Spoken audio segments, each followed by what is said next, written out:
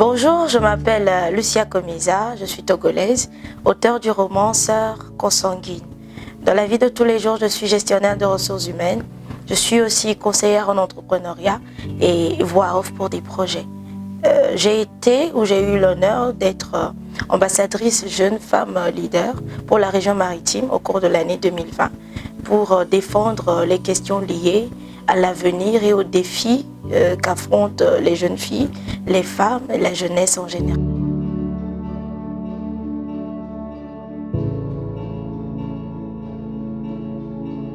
Alors, je suis éprise de l'écriture, disons plutôt de la littérature depuis toute jeune. Et j'ai beaucoup lu, ou je lis beaucoup. Et je pense que tous mes professeurs de français au cours de mon parcours pourront témoigner que la matière dans laquelle j'ai toujours le plus excellé, c'était la littérature. Naturellement, quand vous lisez beaucoup, à un moment donné, vous serez tenté d'écrire aussi pour transmettre ce que vous pensez, ce que vous vivez ou quelque chose que vous avez à partager. Alors pour moi, je pense que c'était donc tout à fait naturel de passer à l'écriture après un si long moment, concentré à lire encore et encore.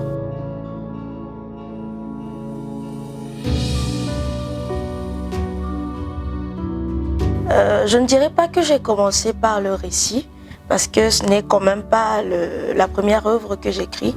J'ai participé déjà à des concours d'art oratoire, d'écriture, surtout de poésie, au cours de mes années de collège et de lycée. Alors, tout dépend de l'histoire que j'imagine ou que je veux raconter. Et pour moi, ce que j'ai à partager sur un sujet donné, je me demande si j'arriverai à le transmettre mieux à travers une poésie ou une écriture sous forme de récit. Pour cette histoire, je pense que ce qui était mieux, à mon avis, c'était le récit.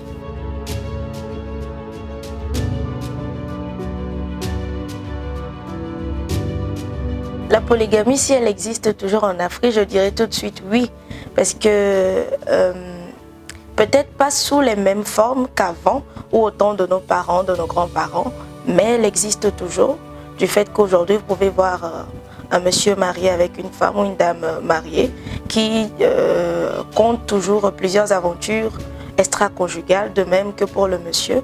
Ce sont des formes de polygamie que habituellement les spécialistes ne considèrent pas comme étant des formes directes ou des formes reconnues pour la polygamie. Mais pour moi, du moment où ce ne sont pas deux personnes qui sont impliquées, oui, nous pouvons parler de la polygamie parce que nous observons cela beaucoup, énormément en Afrique.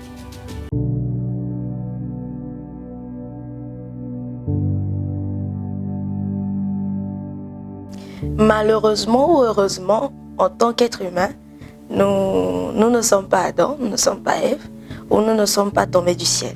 Nous naissons forcément d'autres personnes. Nous avons chacun un père et une mère. Et du fait que nous avons une période où nous vivons dans l'ombre de ces derniers, où nous n'avons pas la pleine capacité de décider ou de prendre en main notre vie, nous subissons forcément des conséquences des actes que ses parents ont commis, qu'ils soient bons ou qu'ils soient mauvais.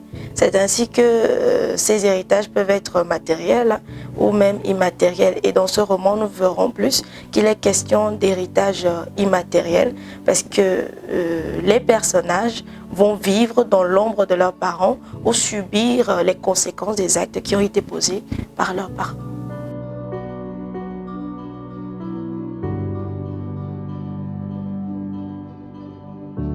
Alors, que deux extrêmes se marient ou que des personnes venant de deux mondes différents financièrement parlant se marient, en réalité, moi je ne considère pas ça comme étant quelque chose de pas approprié ou d'inapproprié. Le problème vient quand chacun veut plus se mettre en avant que l'autre. Parce que moi je considère le mariage comme étant une collaboration. Je t'améliore, tu m'améliores. Ensemble, nous travaillons pour la réussite de nos projets communs ou personnel. Même si ces projets sont individuels, dans le mariage, vous aurez l'autre partie qui sera forcément intéressée. En tout cas, c'est moi ma conception du mariage. Alors, le problème de ce couple ou le problème dans ce roman, c'était que la partie la plus nantie, nous parlons là donc de la femme qui était plus nantie. C'est vrai que ce mariage a eu lieu grâce à elle parce qu'elle a tenu tête à ses parents, mais elle n'a pas su gérer son ego. Elle était trop tentée de se mettre en avant et de rabaisser son homme, ce qui n'était pas la peine, ce qui ne devait pas se faire. C'est ce que moi je dis, le mariage est une collaboration. Peu importe ce que j'apporte ou ce que tu apportes, dès que nous nous mettons ensemble, nous collaborons en sorte que ce que nous avons ensemble nous aide à mieux prospérer ensemble. Voilà.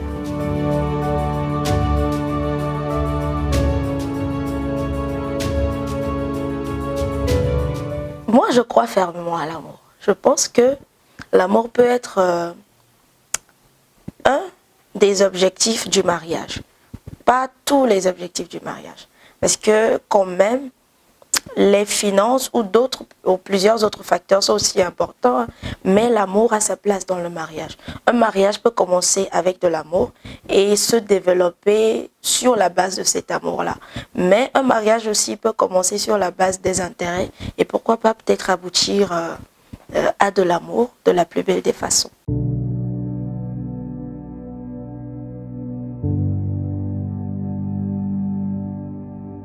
Alors, le roman Sœurs consanguines, c'est l'histoire de deux sœurs.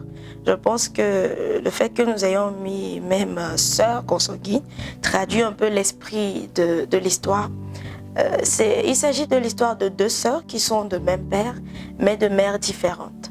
Il faut savoir que cette situation n'était pas prévue depuis le début. Le monsieur, donc le père de nos deux sœurs, a été obligé par la force des circonstances à prendre une deuxième compagne, parce qu'il ne s'agissait pas d'une épouse en second lieu, mais d'une compagne. Et les deux sœurs vont être victimes donc des choix de leurs parents, vont être victimes de la vie et des actes posés par leurs parents. Voici un peu, de façon ramassée, l'histoire des sœurs consanguines.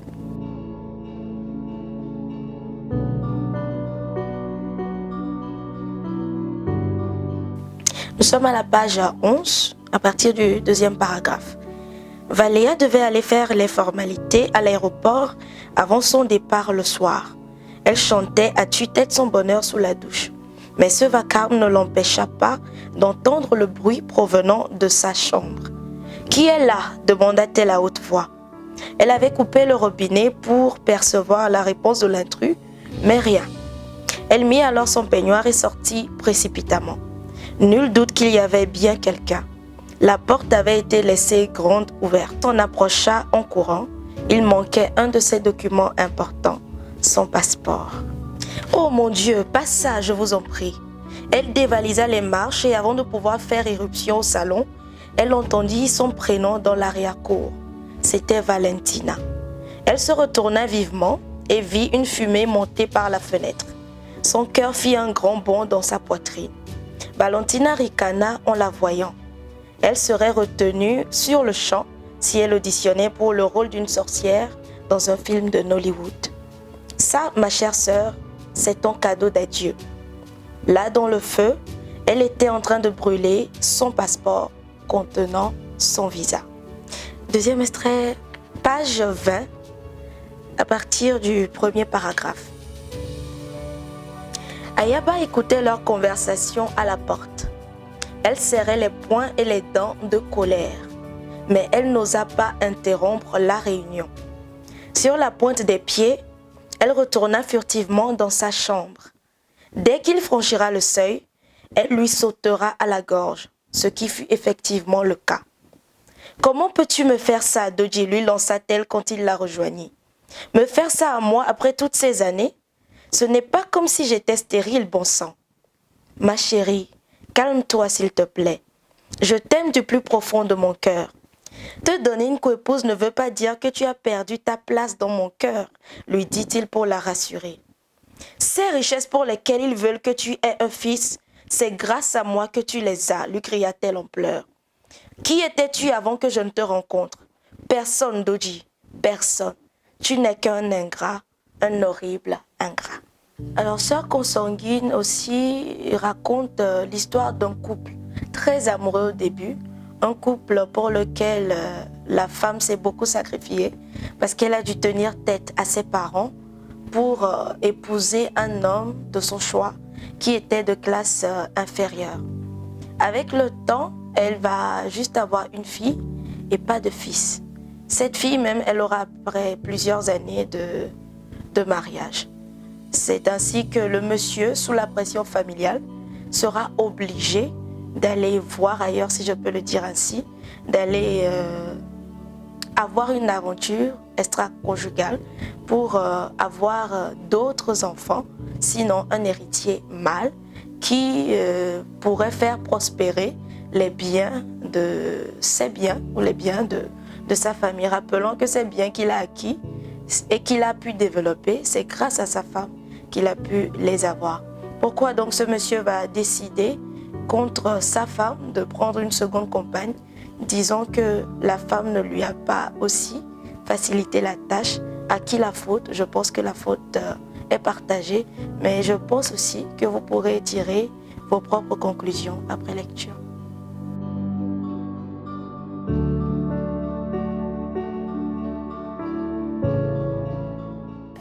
Je dois dire que j'ai été très surprise, mais plutôt agréablement, par l'accueil qui a été réservé à ce premier roman de ma part. Je ne dirais pas que l'histoire est toute joyeuse ou une romance toute entière qui pourrait intéresser la plupart des lecteurs que moi je connais, parce que en tant que jeunes, nous sommes plus tentés de ne lire que la littérature rose. Alors que ce roman, c'est un mélange de tout, de tous les sentiments. À la sortie de la lecture de ce livre, vous serez chamboulé, vous aurez des émotions vives.